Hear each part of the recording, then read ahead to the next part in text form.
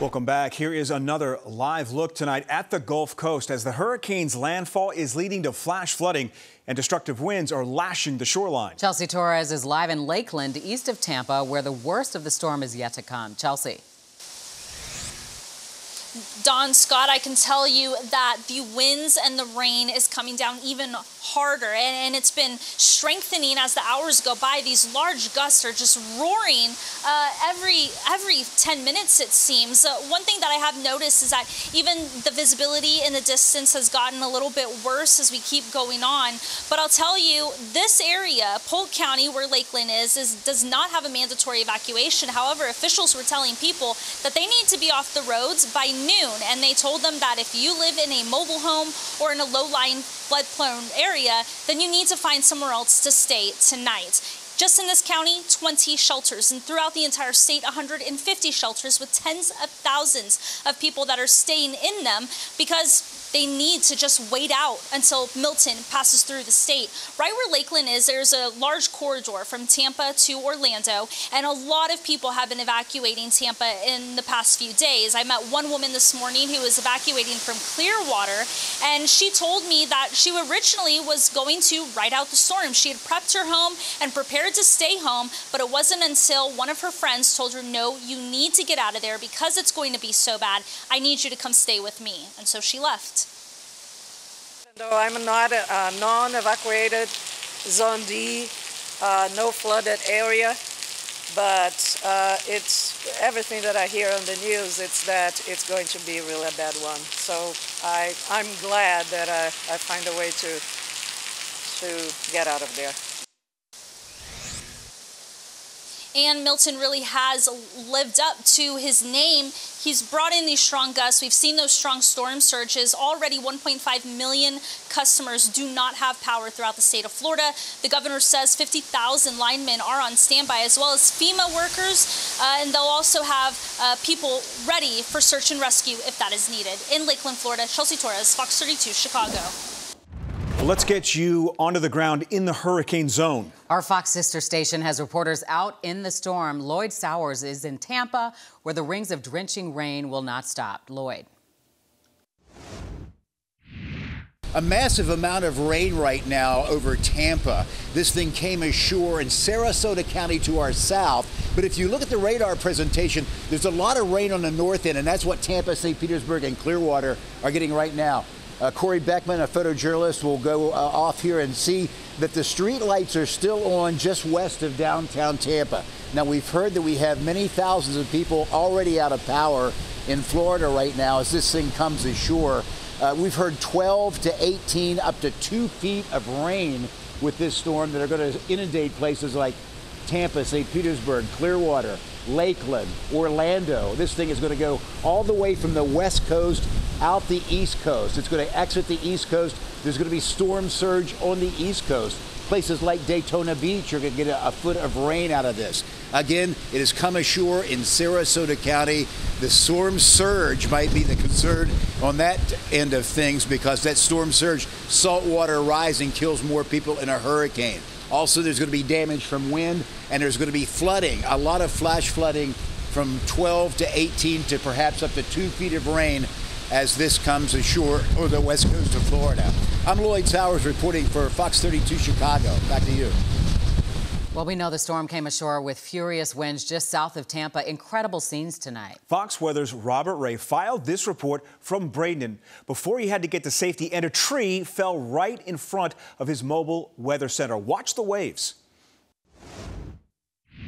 We're starting to have vegetation come off of some trees and shrubs, and that is indicative of the wind speeds beginning to be increased, unfortunately, as part of this eye wall is out there getting really close. We don't have an official landfall yet, but the eye wall is upon us right now, and unfortunately, it's just going to get more intense as this comes in. On the other side of the Manatee River is Tampa Bay.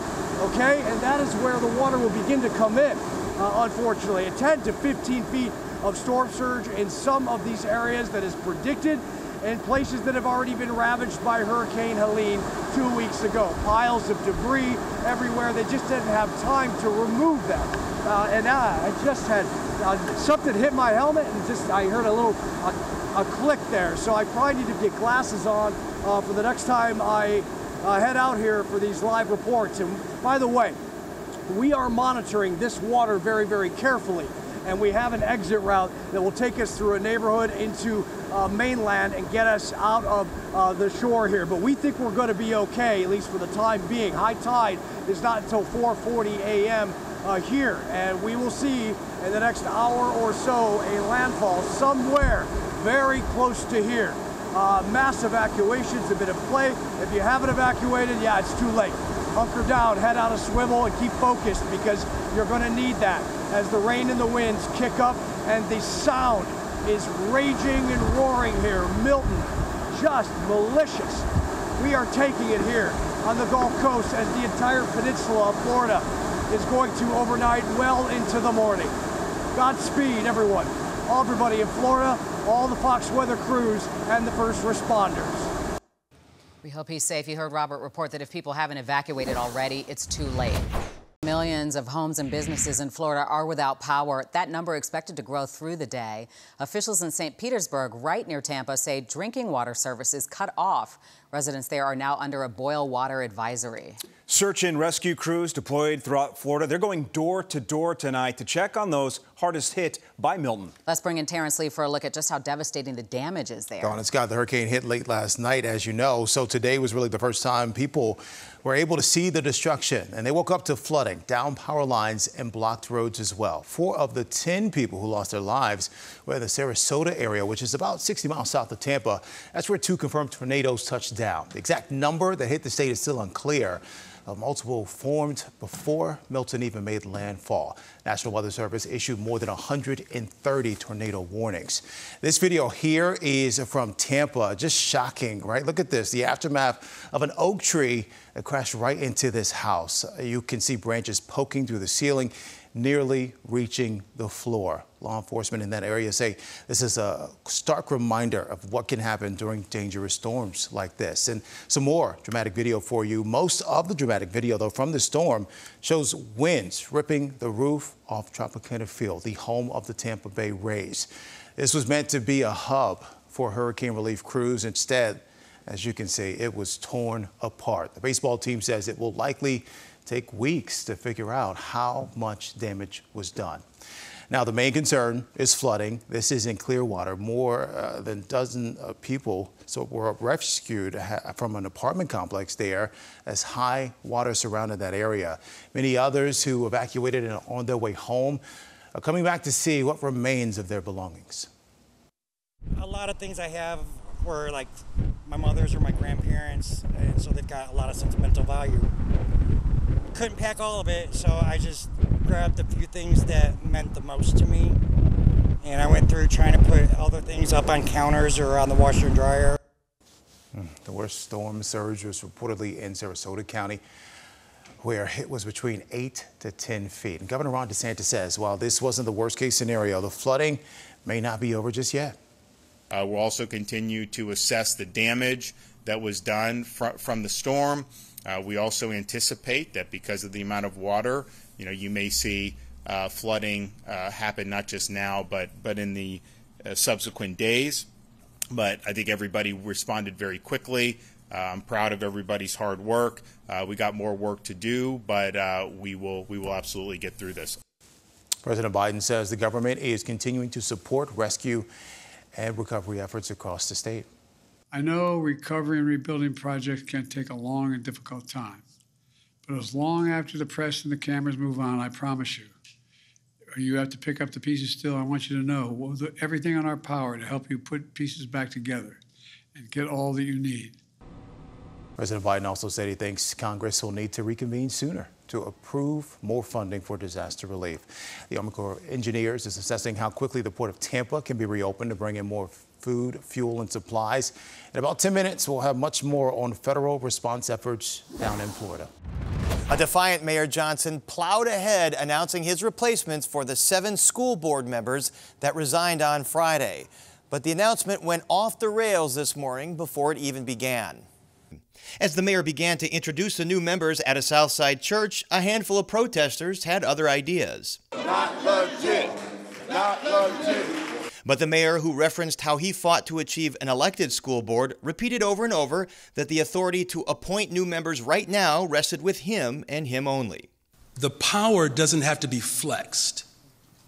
The power just is. Because I have it. The mayor admonished reporter questions about whether he was doing the bidding of the powerful Chicago Teachers Union and likened critics who have called his moves fiscally irresponsible to supporters of the Confederacy. The so-called fiscally responsible stewards are making the same argument when our people wanted to be liberated and emancipated in this country. The argument was you can't free black people because it would be too expensive. The mayor revealed the new members just days after his previous hand-picked 7-member board all resigned, but he only had 6 names for 7 positions. They are Ogla Bautista, Michaela Blaze, Mary Gardner, the Reverend Mitchell Ikenna Johnson, Deborah Pope, and Frank Niles Thomas. We must remain focused on the goal, ensuring that every child in Chicago has access to safe and well-funded education. The crisis at CPS comes after what sources describe as a relentless pressure campaign from the mayor's office to fire CEO Pedro Martinez, after Martinez refused a high-interest short-term loan to plug a budget gap and pay for a new CTU contract. A letter signed by 41 of 50 alderpeople over the weekend expressed concern at the CPS upheaval and urged the mayor to slow down and include city council in the process. We're headed towards bankruptcy, and these people don't care. I don't think the mayor cares. All he wants to do is reward his friends, which is CTU. The city council can have as many hearings as they want. There's only one person who has the authority by state law to make appointments. Who is that? And that's the mayor of Chicago, and that's me. Those city council members are now calling a special city council meeting on Wednesday to discuss the CPS crisis. And Democratic State Representative Ann Williams has talked about Springfield intervening in some way as well. Jury selection slated for tomorrow in former House Speaker Mike Madigan's federal corruption case. That is just 14 days after former Chicago Alderman Ed Burke reported to prison. Paris Schutz is back with a look ahead at the Madigan case. When federal prosecutors begin presenting their case to Judge John Blakey, the biggest obstacle Madigan and his defense team have to overcome is not a new one. What he has going against him are recordings that were made by co-defendants, cooperating witnesses. FBI recordings were also front and center in other political corruption cases like Ed Burke's. Danny a call because I think he's going to be a main player in this whole process. And, of course, Rod Blagojevich. I mean, I've got this thing, and it's golden. In my experience, there's no better evidence to present to a jury than a defendant's own words. Just like some of Burke's recordings, some of Madigan's were recorded by former Alderman Danny Solis. But regardless of the tapes or who helped record them, prosecutors still have their work cut out for them. Just a few weeks ago, a federal judge declared a mistrial after jurors said they could not unanimously decide if former AT&T president Paul LaSchiazza was guilty of bribing Madigan in exchange for favorable legislation. If you look at the jury pool, it was 11-1 to convict in that case. If you think back to the Rod Blagojevich trial, he had 2 trials. A lot of people forget that. The first trial was 11-1 to convict. In both cases, you had one juror who was a holdout. When they went back to trial the second time with Blagojevich, he was convicted on virtually all accounts. While a mistrial verdict might make Madigan's defense attorneys nervous, there are other points that may weigh in their favor. If you go out on the street and ask people, should we prosecute people for corruption, you probably get 100% saying yes. But defining what corruption looks like is much more difficult. The Supreme Court's made it even more difficult in a recent decision that they made, and that's certainly going to come into play in this trial as well. Stephen Caliendo is a political science professor at North Central College. And I think Rod Blagojevich would say, even to this day, he doesn't think he did anything wrong. What he was doing, it was in furtherance of the best interests of the citizens of Illinois, because that's part of the way that you govern. I think most of us would look at that and say that's beyond the pale. A federal grand jury initially indicted Madigan in March of 2022 on racketeering and bribery charges for allegedly causing Commonwealth Edison to pay Madigan's allies as a reward for their loyalty to Madigan. 7 months later, Madigan was charged in a superseding indictment with another conspiracy count for the alleged corruption scheme involving AT&T. There's been allegations and rumors for decades about a criminal enterprise that he was running, and that's essentially what he was charged with in the federal indictment. Whether it's Blagojevich, Burke, or Madigan's case, it all comes down to this. That's what the jury ultimately will have to decide, whether or not it's regular politics or whether or not it's crossed the line. Sunday, it's NFC North all day on Fox 32. Game day begins at 6:30 a.m. with Bears Game Day live from London. As the Bears take on the Jaguars, Packers, Cardinals at noon, and America's Game of the Week featuring the Lions and Cowboys. Sunday on Fox 32 Chicago. Tia, it's all over what one teacher sent home with a student. You're absolutely right, Dawn and Scott. What I can tell you in my hands, this is the 17-page lawsuit that the Ward's family attorney actually filed late last week. And in it, issues of racism and discrimination. And in one case, one of these incidents went viral early last year. That's when Candace Ward says her then 7th grade daughter received in a class a package filled with cotton. And she says that only the black students in her class received that cotton with seeds. Everybody get this, you know what, is it an assignment you gotta do it? Nah, she just told us we can come home and see how I feel to clean it. And I was like, so did the white kids in your class get some cotton? Because I know it's plenty of them in your class. She's like, just us. And then she was like, we can bring it home and show our mama. And I said, what the other teachers say about this? Oh, they didn't know because she told us to come back and get it at the end of the school day. And she was like, I hope your mama don't think I'm being racist. So that post about the cotton, it actually went viral. That was back on April 2nd of 2024 when Candace Ward posted a picture of this bag of cotton on Facebook. Ward's 7th grade daughter apparently received it here at Percy Julian Middle School in Oak Park. This 17-page lawsuit names the Oak Park Elementary School District 97 Board of Education, 2 middle school science teachers, and a principal within the district, alleging issues of racial discrimination, harassment, and retaliation dating back several years. Within the lawsuit, Ward's 2 daughters are mentioned. Both are students here at Percy Julian. In one incident, Ward's daughter was allegedly called the N-word when nothing was allegedly done about it to the student behind the racial slur. Ward's children confronted him and one of her daughters slapped him. That landed her daughter in suspension in what she describes as a closet inside the school. Ward responded by coming to the school and says she was arrested and charged. Her attorney says this has gone on for far too long. This family has been subjected to years and years of discrimination and harassment. And because they've actually brought this to attention, they've also then been retaliated against. And the attorney that you just heard from did tell me that she handed this lawsuit over directly at the school district, and also that she emailed this lawsuit as well. And again, that it was filed last week. But the school district is saying they never received it because we did contact them for a comment on this story tonight. We have some stunning new information from CPS CEO Pedro Martinez, who chose to sit down with us today for the first time since the mayor had asked him to resign and since the 7 board members resigned. New revelations he gave us today cast a lot of doubt on the mayor's claims that the city needs a high-interest short-term loan to fully fund the district.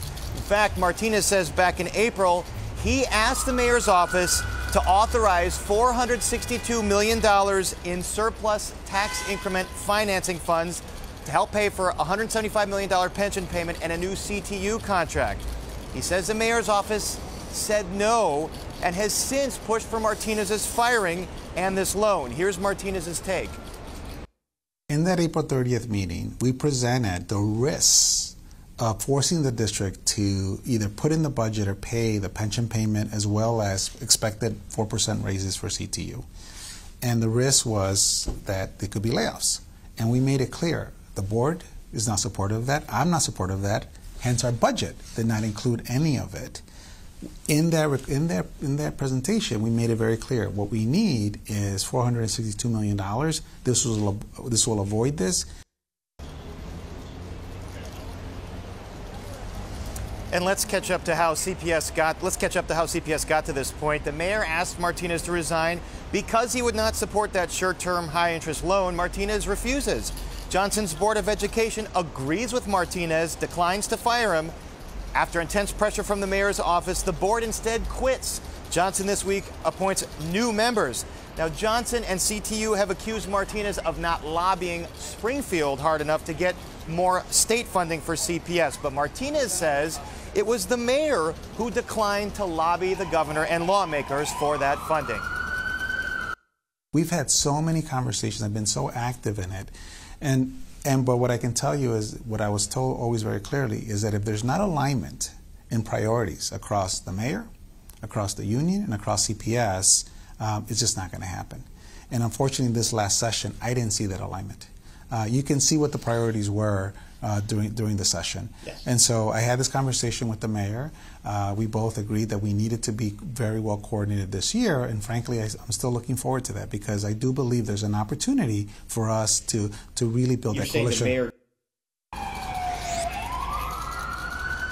So again, Martinez saying he asked the mayor for this money. He asked the mayor for this money in TIF surplus funds. We should mention this is a common way that CPS does get extra money to help balance its budgets every year. The mayor declined. We just don't know why.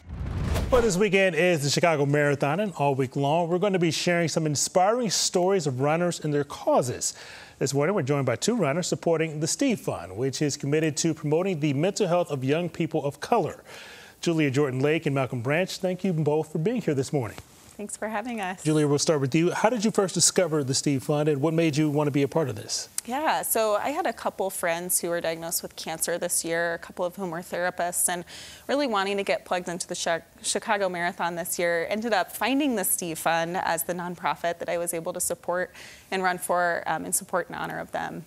And Malcolm, you're a former basketball player, so how did you make that transition from, working out for basketball is a lot different than preparing for a marathon? Yeah, I mean, as sure you can imagine, hated cardio in either way. But no, one thing I had to learn was that, as soon as we cross over that 30 threshold, we got to find a way to keep our body in shape anyway. Don't like it, don't enjoy it, but the dedication is everything. And so, when you train for sports, obviously you're shooting for a goal, and when we train for a marathon, same thing. It's a year-long process. How would you say that maybe running has become you found a new purpose in running? For sure. For me, it's a big mental health piece. I think we go through a lot of things on a day-to-day basis. Obviously, COVID had an impact on a lot of us as well. But for me, we have stressful days. We have tough days at the office. We don't necessarily want to run, but you get out there and you start moving your body. You feel a lot better, and you realize, like, okay, I can do this. I got a couple more miles in me. So, yeah. You got 26.2 miles. Got 26.2 miles, so yeah. All right, Julia, how will the money that you guys raised throughout this race, how will that be used to benefit this organization? Absolutely. So as a therapist, I feel like I can speak to firsthand just the disparity that still exists in mental health care. And so the money that the Steve Fund is raising will go directly to the Steve Fund mission through their amazing nonprofit work on college campuses and working with mental health experts to address a lot of those disparities. And Malcolm, why do you feel like it's so important for so many people, not just doing this race, but doing it for a reason, for a cause that's bigger than just getting a medal at the end of this race? A medal, a banana? Yeah, at the end of the day, I think it's important that we do take care of ourselves. Like, we only have one body to live in. We go through surgeries, we go through all kind of ailments. But I think when we can treat our body well, we get to enjoy life that much more. And where can people find more information if they would like to donate? Absolutely. So on the Chicago Marathon page, the Steve Fund has our donation link. All right. Thank you both for being here, and good luck on Sunday. Thanks, hoping for good weather. It's supposed to be in the 60s, so perfect weather for running. All right. Welcome to London. You're looking at the Tower Bridge. Lou Canellis alongside Cassie Carlson. Bears are in town. We arrived with the Bears this morning, getting ready for their game against Jacksonville. Actually, they'll go through a walkthrough tomorrow before a couple of practices on Thursday and Friday, and another walkthrough on Saturday before the game on Sunday. Wow. One of, if not the most beautiful city in the world. Yeah, we're right on the River Thames. We got to walk around a little bit this afternoon while we were waiting to check into our hotel. It's an interesting city because it's sun shining and then it's rain coming down, which we have hit intermittently here just a few minutes ago. But a beautiful city, and very exciting that the Bears are in town on our flight tons of Bears fans ready to take in this experience on Sunday out at Tottenham Hotspur Stadium. And like you mentioned, the Bears are going to get going at practice tomorrow. They are staying about an hour and a half outside of central London, where we are right now. But we will hear from President and CEO Kevin Warren, GM Ryan Poles, Matt Eberflus, Caleb Williams, and talk to a lot of these players who are experiencing this for the first time. The Bears with a great opportunity here to start stringing some wins together. Yeah, it feels like they finally got their offense going. Much more balanced attack last week, and then Caleb Williams just keeps getting better week after week. I do want to point out, though, Jaquan Brisker, he did not make the trip with the team. He reported some concussion-like symptoms late on Monday afternoon and then was diagnosed with a concussion. So if he completes concussion protocol or gets out of it, he can rejoin the team later in the week if he goes through that entire process, but something to keep in mind with this Bears secondary. All right, this is a call out to all you Bears fans. If you're coming here, let Cassie and I know on our Instagram pages or on Twitter or on Fox 32's website or social media accounts. Where are you? We want to talk to the Bears fans. And we are going to be taping Bears Blitz coming up on Friday as well at the Bears headquarters, Greenwood Pub. Yeah, it's going to be a lot of fun. We have a lot of surprise guests coming to join us for Bears Blitz. We want Tina all Tillman, the fans. Zach Miller. Yeah, there's going to be a ton of people there, and the fans are going to be a part of the show too. So if you want your opportunity to be on Bears Blitz, please join us. We're going to have so much fun. I'm really looking forward to Friday. All right, we've got 4 full days of work and hopefully a little enjoyment. Here in London, we are going to bring you everything, the sights, the sounds, and the Bears practices. Some council members and activists want to revive ShotSpotter, and local business people say they will fund it until the city can find better crime-fighting technology. The fatal shooting death of 19-year-old Sierra Evans happened September 28th after ShotSpotter stopped detecting gunshots in Chicago. Her body was in a southeast side alley until a neighbor discovered her and called authorities, reportedly about 9 hours after the shooting. It's not known if early detection would have saved her life, but activists say she would have been located sooner. Mayor Johnson kept a campaign promise to allow the ShotSpotter contract to end in September because he said it wasn't worth the cost. A group at City Hall says the community came up with $2.5 million to keep it going. We don't understand why the administration is willing to have such carnage on their conscience. In fact, while the administration has threatened to veto this ordinance, when particularly the mayor has threatened to veto the calls for ShotSpotter extension, our city council has the votes to override any alleged veto. Until we have something better, let's put something in place that can save lives and that can alert police when they're not being told by anybody else where something took place. Alderman David Morris says that private companies make investments in the city all the time, but this group hopes to get the mayor's support too.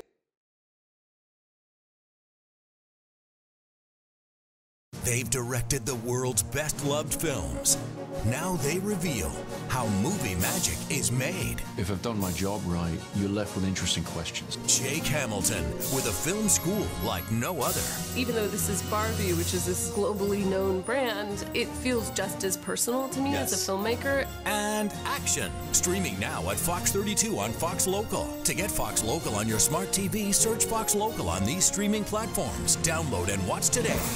Chicago's Newberry Library teaming up with the Beer Culture Center to establish a new research fellowship. This will give minorities and indigenous people an opportunity to study an aspect of beer history. Who better than Dame Placco to give us details? Can beer fit into academia? Absolutely. So beer history is a growing field right now of scholarly study. We usually think of beer as something to consume after study, not as the subject of study. But that's changing in a big way. Beer is a great vehicle to talk about the way it has shaped humanity past and present. So it really touches on a variety of different subjects. It's history. It's history. Politics, culture. All of the above, economy, crime, you name it. Liz Garibay of the Beer Culture Center and Elizabeth Neary of the Newberry Library are teaming to create a first ever academic fellowship to study beer history.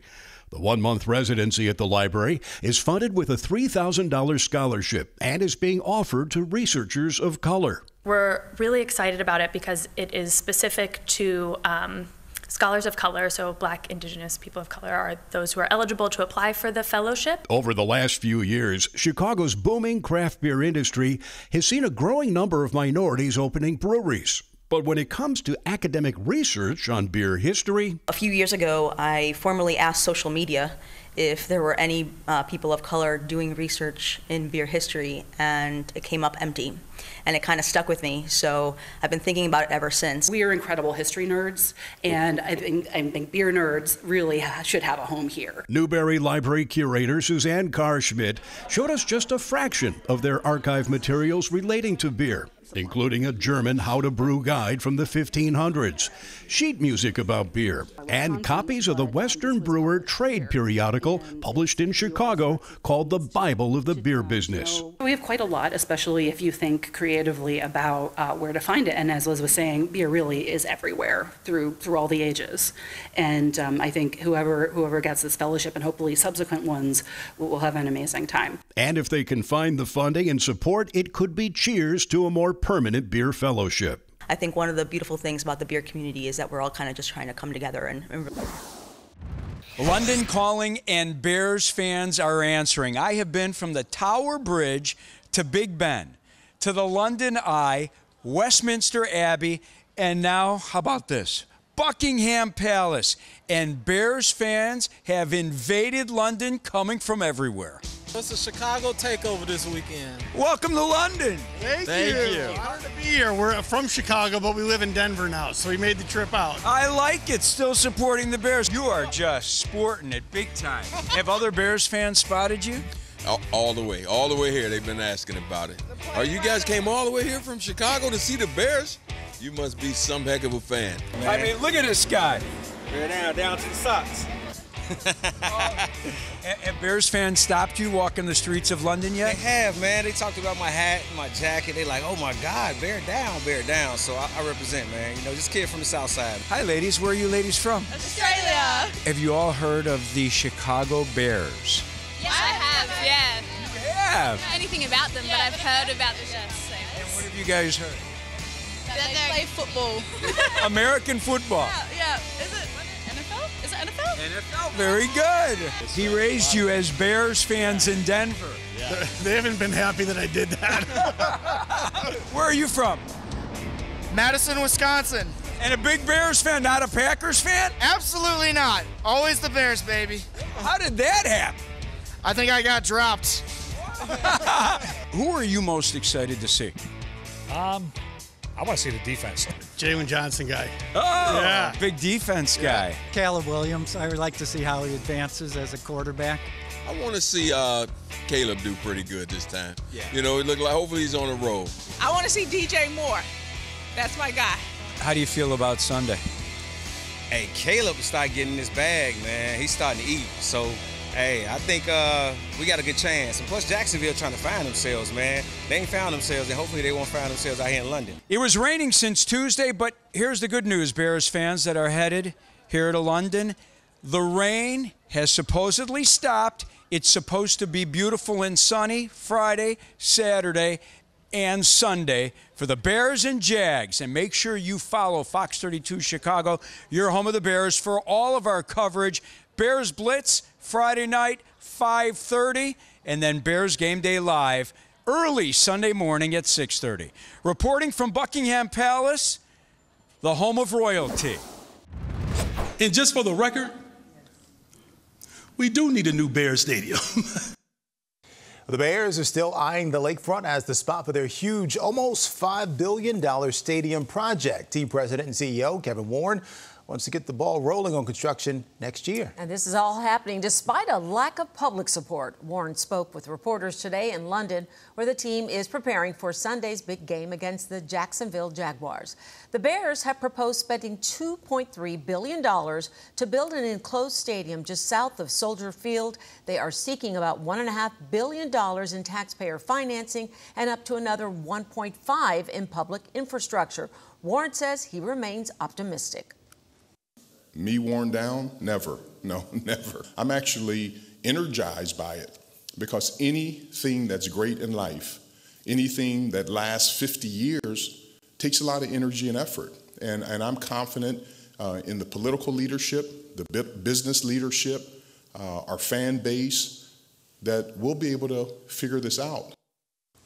NFL owners voted in August to allow private equity firms to buy limited stakes up to 10% in teams for the very first time. And Warren says he is studying the ramifications, but not currently exploring private equity as a funding source for that brand new stadium. Changes could be coming to college sports. A federal judge has given preliminary approval to the NCAA's $2.78 billion settlement, and that is clearing the way for colleges to pay players for their names, image, and likeness. And to help us better understand how this will impact universities here in Illinois, we're joined by Dr. Noah Henderson, a business professor at Loyola. Thanks for being with us. Thanks for having me. Okay, so this settlement would open the door for a revenue sharing plan. Can you explain exactly what that is? Sure. So there's a few components of this settlement. One being, obviously, you mentioned it, the $2.7 billion in back pay. The other is kind of this forward-facing component to the settlement that plans to institute revenue sharing. Now, revenue sharing exists in all professional sports. The NFL, NBA, WNBA all has in their collectively bargained agreements, revenue sharing. And for the first time, schools will be able to directly pay their athletes for their talents on the field. So let's talk about who's going to be eligible for the payments and kind of give us an example. Just pick a player or something and kind of walk us through what this could mean for that person.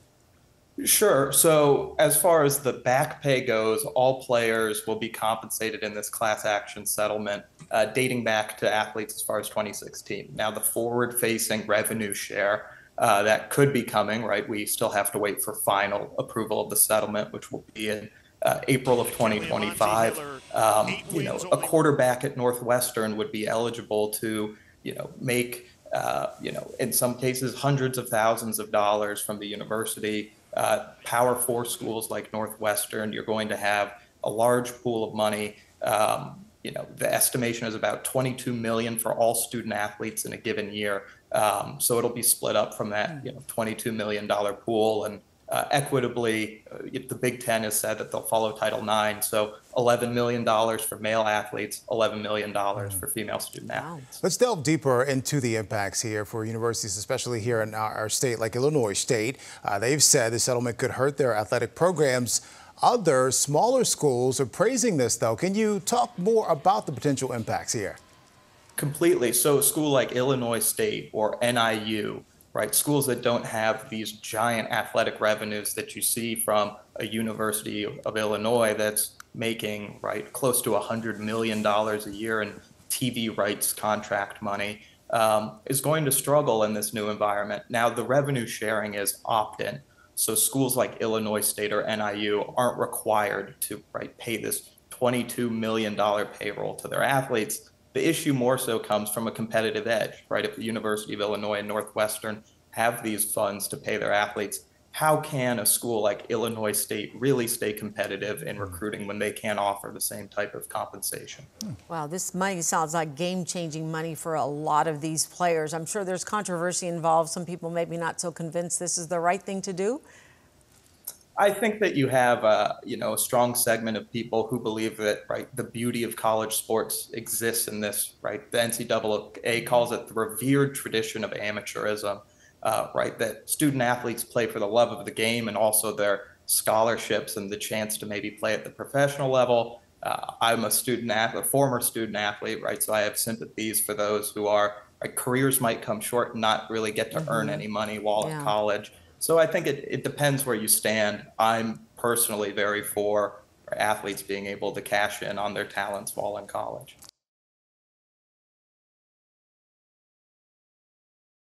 Fox 32, home of the draft. I am so excited. Training camp. The Fans. The Fox 32 sports team. Fox 32, your home of the Bears. Miramax is starting production this Friday on their adaptation of underground comic fave Blunt Man and Chronic. Friday? Does it say who's playing us in the movie? No, but it's Miramax, so I'm sure it'll be Ben Affleck and Matt Damon. They put them in a bunch of movies. Who? Those kids from Good Will Hunting. You mean that movie with Mork from Ork in it? Yeah, I wasn't a big fan either. But Affleck was the bomb in Phantoms. Word, Phantom's like a mother. What's up now? The amount of times I've quoted that scene with my buddies. Writer-director Kevin Smith may be known as Silent Bob on the big screen, but to movie fans around the world, he's one of the most influential storytellers of his generation. What started as a small independent film, Clerks, 30 years ago, has spawned an entire universe of movies and characters all coming together this weekend at a 3-day convention, ChronicCon, dedicated to all things this man right here, kicking off at Hyatt Regency O'Hare. But before he takes the stage, I'm honored. One of my favorite filmmakers in the world, live in studio. Such Kevin. a pleasure. Awesome to be here with you in the flesh. Dude, it's good to see you. We've done too many Zoom things, so it's nice to actually see you in person. Totally. I want to sort of just start out talking about ChronicCon, which is sort of a love letter to this entire universe that you've created with your movies. Long before there was the Marvel Cinematic Universe, you were trading off characters and bringing one character. You were doing it before it was cool in a way. We were doing it before it was profitable. and then they figured out how to make it very profitable. To be fair, yeah, in movies, I was interconnecting the movies. The folks from Clerks know the folks from Mallrats, Chasing Amy, so forth and so on. But that was an idea that I stole from comics anyway. I grew up reading comics, and Spider-Man knew the Hulk, knew Captain America, and Stan Lee's Marvel's New York. So when I started making movies, I was why couldn't they be all interconnected? Like, I always loved it when a movie referenced another movie, like in Coming to America when Eddie Murphy's walking through the park and runs into Ralph Trading Places. and Don Amici. Yes, where you're like, oh my God, they know each other. So that made an impact. And when I grew up and started making flicks 30 years ago this year, I decided, I'll connect them all. And thank the Lord I did, because it led to something like ChronicCon. In Jay and Silent Bob Reboot, which is the sequel to Jay and Silent Bob Strike Back, we did a couple years ago, they're heading out to this fake convention called ChronicCon, where in the world of their movies, that fake Jay and Silent Bob movie from Jay and Silent Bob Strike Back became very popular. So when we were doing the con, which we shot the movie down in New Orleans, I was like, man, one day this has to be a reality. Like, we're so close. I've been to so many cons. I've never had my own con. Like, we got to make this happen. And the good folks at Astronomicon, man, George and Mike, when we were in the Michigan area near Detroit doing the show last year, they said the same thing, like, why don't you have a con? And so it came together in the span of a year. We decided to do it here in Chicago because some of my favorite memories of going to conventions, going to the Hyatt Regency right out there, the Rosemont Convention Center, because that's where Wizard World was for years and years. So we were figuring out where to do the very first one. We were like, look, Chicago, middle of the country, we have a very strong fan base here in Illinois.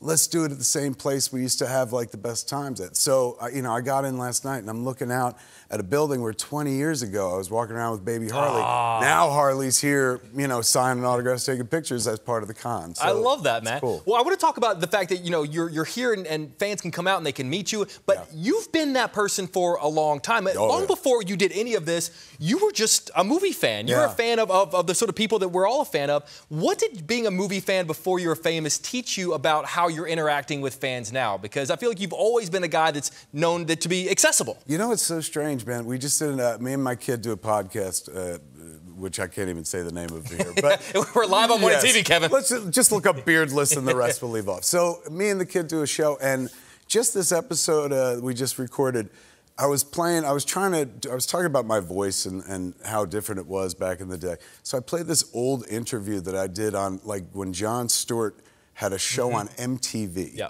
So it was like 1994. It was one of the last episodes of his show.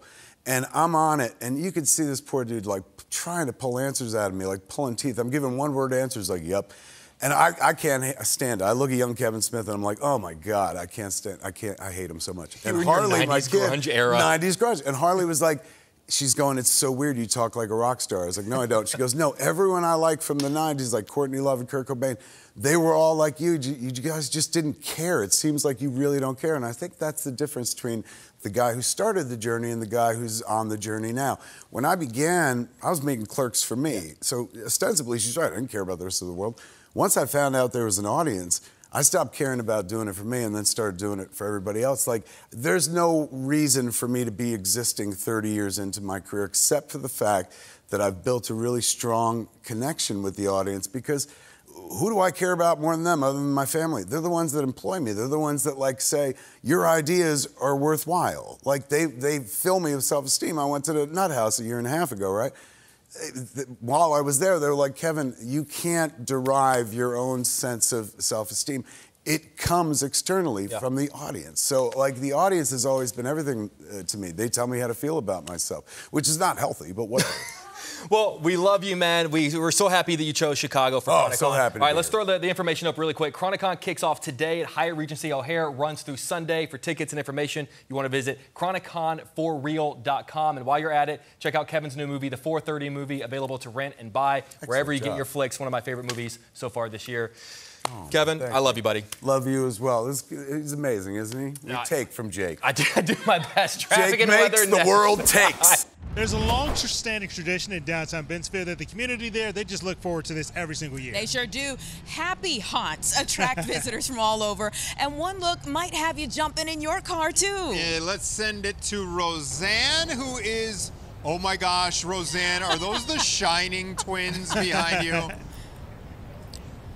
Oh my God, I'm telling you, these people keep appearing around me and giving me the creeps.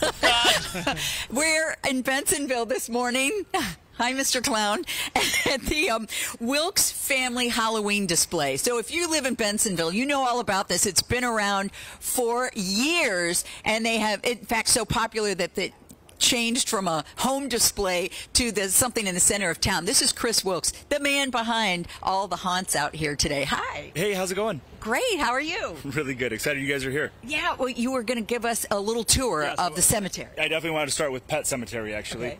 It's very movie accurate. You can see I have 2 sections right here if you want to take a look. Oh, gosh. Okay, this is creeping me out. Watch out for that one. It looked like a statue. Okay. But, yeah, definitely. So it starts with Pet Cemetery, and then it morphs kind of into a mini little walkthrough with the classic Frankenstein movie on one side, which we can go and see, and then my witches area. Witches area. So tell me, this started in your, in your yard, and it grew so popular. How popular are we talking? How many people are going to see this? I mean, thousands, especially now that it's out here. I mean, people are heavily encouraged actually to come out now. Where when it was in front of my home, it just like I said, it got so, so many people came. There's only so much bandwidth out in front of a home. What are some of the reactions, some of the crazier reactions you've seen? Oh, well, I mean, kids running for blocks and their parents chasing them to try to get them back. Kids running to the parking lot, hiding underneath the car. We've had people... I mean, get scared in all kinds of ways. It gets really interesting. Yeah, so where did this love of all the spookiness come from? Originally, I went to a home haunt, kind of like the one that I did when I was a little kid in Lombard, and I saw it, and it did something to me. And I said, I said, Dad, we got to do this. So I've been doing this since I was a little kid, actually, with my dad, and I kind of took the reins and brought it to a new level to where it is today.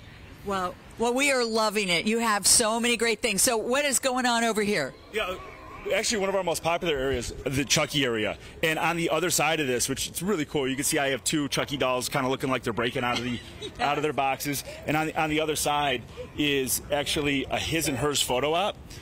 So in the movie Bride of Chucky, there's Tiffany and Chucky. And you actually can go inside of our boxes, you know. You gotta watch out when you're around here. Oh, I see. You got to be careful. And get your pictures. Yeah, so very, very cool photo op, especially if you're here with your kids or your girlfriend or something like that. How long are you here? All month long. Every weekend from 7 to 10 we have live actors, and then Halloween Day is our last day. Okay, there you go. So you want to head out to, we're right behind City Hall in Bensonville, a lot of great haunts. And next hour, we're going to go in search of Michael Myers. I'll leave you with that. Back to you. I thought you're supposed to run away from Michael Myers. Going looking for him. You're going looking for him. Asking for problems.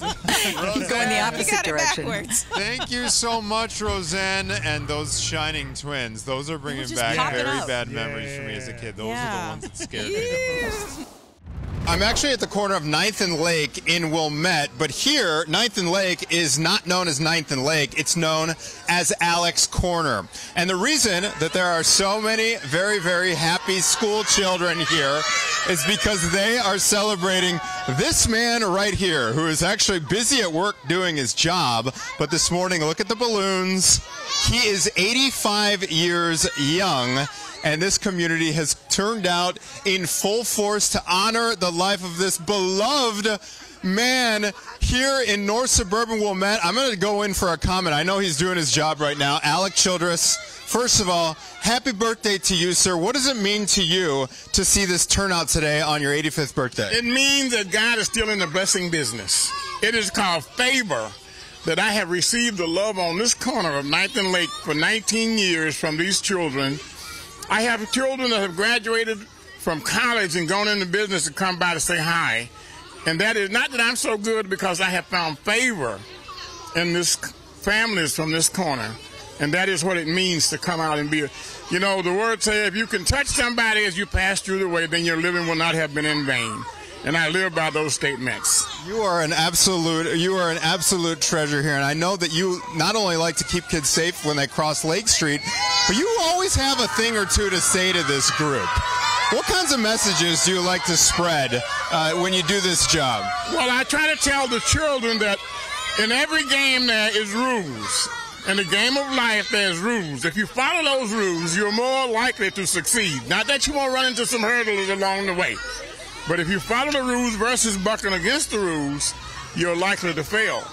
And so I say your attitude will determine your altitude in life. Try to keep a positive attitude about life in itself, because we're just people who are prone to err. But the scripture tells us in Romans chapter 8, verse 1, that for now there is no condemnation for those who are in Jesus Christ. Doesn't mean that you don't have faults, but through your faults you're not condemned in life. And so for those who believe, that I want to leave that message. And I try to leave it with the children. Be obedient, tell the truth. My father used to say, if you lie, you better remember it, because you got to tell it again. But you tell the truth, you can tell it all day. Oh, my God. So that is the one message I try to leave with the children. Alec Childress, everybody. He is 85 years old. One more look at the turnout for Alec this morning. These kids love him, and we could not be more thrilled to celebrate this treasure. He is a pastor, a preacher, and a crossing guard here in North Suburban Wilmette. It's getting crazy out here. Everybody loves Alec, so I'm going to send it back to you in studio, guys. Anthony, he's also an inspiration, dropping so many gems this morning. Here we go, the big guys and the big Oh, I love him so much. This is just the best. That was great. What a way to celebrate such an incredible human being. That is great. 85 years. What a blessing. This has been your Fox 32 Week in Review. See you around next week.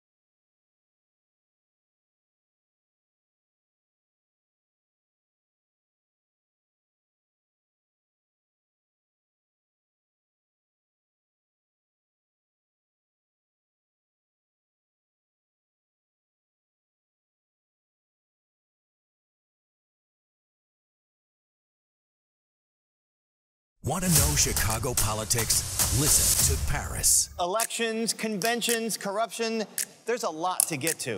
Paris Schutz, the most trusted name in Chicago politics. Making sense of the issues that impact all of our lives. Is on Fox Chicago. I'm Paris Schutz, and I get to cover politics in the world's most fascinating political city. Find Paris on air on fox32chicago.com and streaming on Fox Local. Let's get started.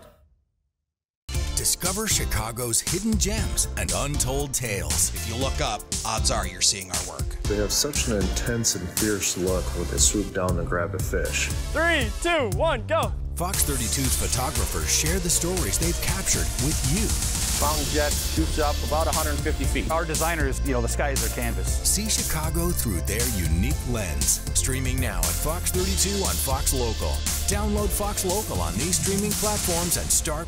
Discover Chicago's hidden gems and untold tales. If you look up, odds are you're seeing our work. They have such an intense and fierce look when they swoop down and grab a fish. 3, 2, 1, go! Fox 32's photographers share the stories they've captured with you. Fountain jet shoots up about 150 feet. Our designers, the sky is their canvas. See Chicago through their unique lens. Streaming now at Fox 32 on Fox Local. Download Fox Local on these streaming platforms and start watching.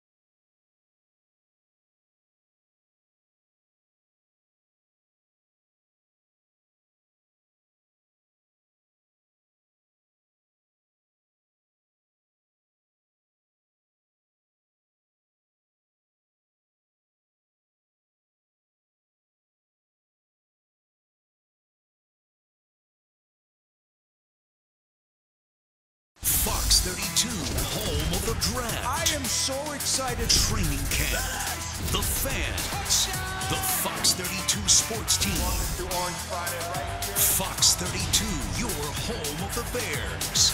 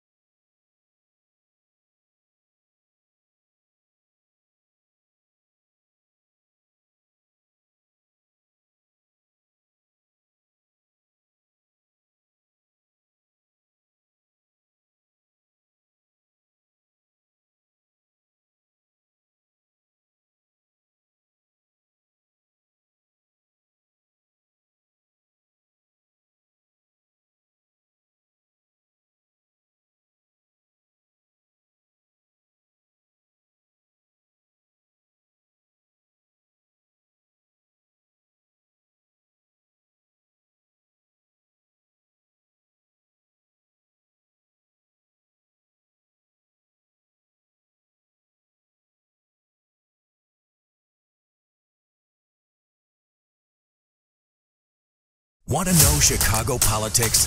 Listen to Paris. Elections, conventions, corruption. There's a lot to get to. Paris Schutz, the most trusted name in Chicago politics. Making sense of the issues that impact all of our lives. Is on Fox Chicago. I'm Paris Schutz, and I get to cover politics in the world's most fascinating political city. Find Paris on air on fox32chicago.com and streaming on Fox Local. Let's get started.